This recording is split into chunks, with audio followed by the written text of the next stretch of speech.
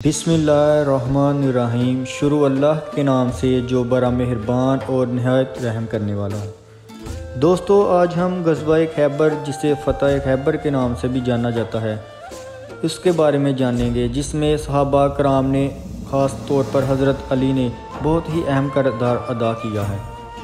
खैबर एक बड़े शहर का नाम है जो मदीना मुनव्वरा से तकरीबन 109 किलोमीटर की दूरी पर वाक़या है। ये जगह खजूर के दरख्तों और हरे भरे खेतों से भरपूर थी। यहाँ बहुत से मजबूत किले भी बने हुए थे। मदीना से जिला वतन किए जाने वाले यहूदियों ने खैबर के यहूदियों के साथ मिलकर मुसलमान पर कई हमले किए, तरह तरह से साजिशें की, जिसके नतीजे में कई यहूदी मारे गए। इनके बड़े बड़े सरदार कत्ल हुए। लेकिन यहूदी अब भी सुकून से नहीं बैठे, बल्कि मदीना पर एक और हमला करने का प्लान बनाने लगे। आखिरकार कबीला अतफ़ान को भी अपने साथ देने पर राज़ी कर लिया। अतफ़ान अरब का एक बहुत ही ताकतवर और जंगजू कबीला था, लिहाजा इन दोनों के मिलने से ज़बरदस्त फ़ौज तैयार हो गई। प्यारे आका सल्लल्लाहु अलैहि वसल्लम 1600 सहाबा कराम की फ़ौज लेकर खैबर की तरफ रवाना हुए और अतफ़ान और यहूद के दरमियान वादी रिजा में क़याम फरमाया, ताकि अतफ़ान वाले यहूदियों को मदद ना पहुंचा सके। यहूदियों के पास तकरीबन 20,000 फ़ौज थी। खैबर के किलों में सबसे मजबूत किला कमूस था। इस किले का सरदार मरहब पहलवान था, जो कि अरब में 1000 सवारों के बराबर माना जाता था। तो चलिए दोस्तों, अब हम जंग का पस मंज़र बयान करते हैं। अगर आप चैनल पर न्यू हैं तो इसको सब्सक्राइब कर लीजिए।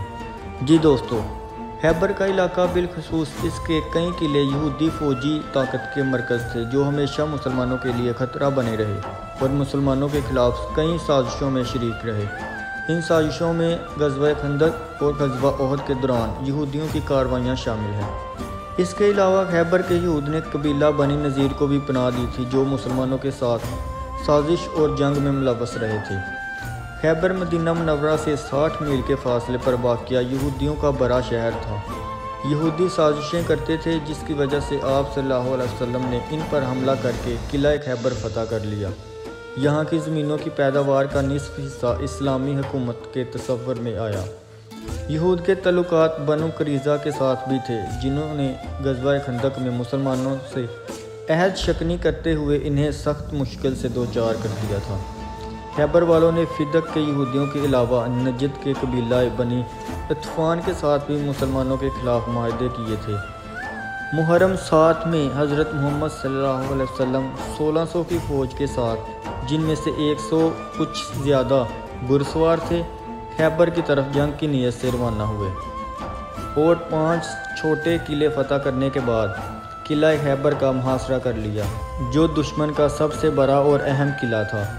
ये किला एक निस्बतन ऊंची पहाड़ी पर बना हुआ था और इसका दिफा बहुत मजबूत था। यहूदियों ने औरतें और बच्चे एक किले में और सामान एक किले में रखा हुआ था और हर किले पर तीर अंदाज तैनात कर दिए, जो किला में दाखिल होने की कोशिश करते इन पर तीरों की बरसात कर देते। मुसलमानों ने पहले 5 किलों को एक एक करके फ़तह किया, जिसमें 50 मुजाहिदीन ज़ख्मी और 1 शहीद हुए। यहूदी रात की तारीकी में एक से दूसरे किले तक अपना मालो असबाब और लोगों को मुंतकिल किया करते थे। बाकी 2 किलों में किला कमूस सबसे बुनियादी और बड़ा था और एक ऊंची पहाड़ी पर बना हुआ था। हजूर सल्लल्लाहु अलैहि वसल्लम ने बारी बारी हज़रत अबू बकर सदीक, हज़रत उमर और हज़रत साद बिन अबादा की क़ियादत में अफवाज इस किले को फ़तह करने के लिए भेजी, मगर मुसलमान कामयाब न हो सके। फिर हजूर सल्लल्लाहु अलैहि वसल्लम ने इरशाद फरमाया कि कल मैं इसे अलम दूंगा जो अल्लाह और इसके रसूल से मोहब्बत करता है, और अल्लाह और इसका रसूल भी इससे मोहब्बत करते हैं। वो शिकस्त खाने वाले और भाग जाने वालों में से नहीं है। खुदा इसके दोनों हाथों से फ़तह अता करेगा। ये सुनकर असहाब ख्वाहिश करने लगे कि ये सादत इन्हें नसीब हो। अगले दिन हजूर सल्लल्लाहु अलैहि वसल्लम ने हज़रत अली को तलब किया। सहाबा कराम ने बताया कि इन्हें अशूबे चश्म हैं, यानी आंखों में दर्द महसूस हो रहा है। लेकिन जब हज़रत अली आए तो हजूर सल्लल्लाहु अलैहि वसल्लम ने अपना लुआबे दहन इनकी आंखों में लगाया, जिसके बाद ताहयात इन्हें कभी अशूबे चश्म नहीं हुआ। हज़रत अली किला पर हमला करने के लिए पहुंचे तो यहूदियों के मशहूर पहलवान मरहब का भाई मुसलमानों पर हमला आवर हुआ, मगर हज़रत अली ने इसे कत्ल कर दिया। इसके साथी ये देखकर मैदान छोड़कर भाग गए।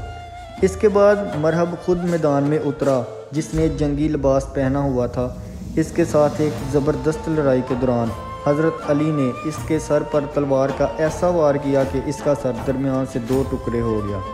اس کی ہلاکت پر خوف زدہ ہو کر اس کے ساتھی بھاگ کر قلعے میں پناہ گزیر ہو گئے۔ حضرت علی نے قلعے کا دروازہ جو 20 آدمی کھولتے تھے اکھاڑ لیا اور اسے قلعے کے دروازے کے سامنے خندق پر رکھ دیا تاکہ افواج گھڑسوار سمیت قلعہ میں داخل ہو سکی۔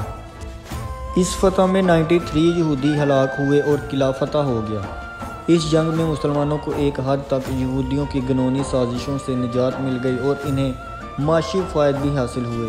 اسی جنگ کے بعد بنو نذیر کی ایک یہودی عورت جس کا نام زینب تھا نے حضور صلی اللہ علیہ وسلم کو گوشت پیش کیا جس میں زہر ملا ہوا تھا۔ حضور صلی اللہ علیہ وسلم نے اسے یہ محسوس ہونے پر تھوک دیا کہ اس میں زہر ہے، مگر ان کے ایک صحابی حضرت بشر بن برا جو آپ صلی اللہ علیہ وسلم کے ساتھ کھانا کھانے میں شریک تھے شہید ہو گئے۔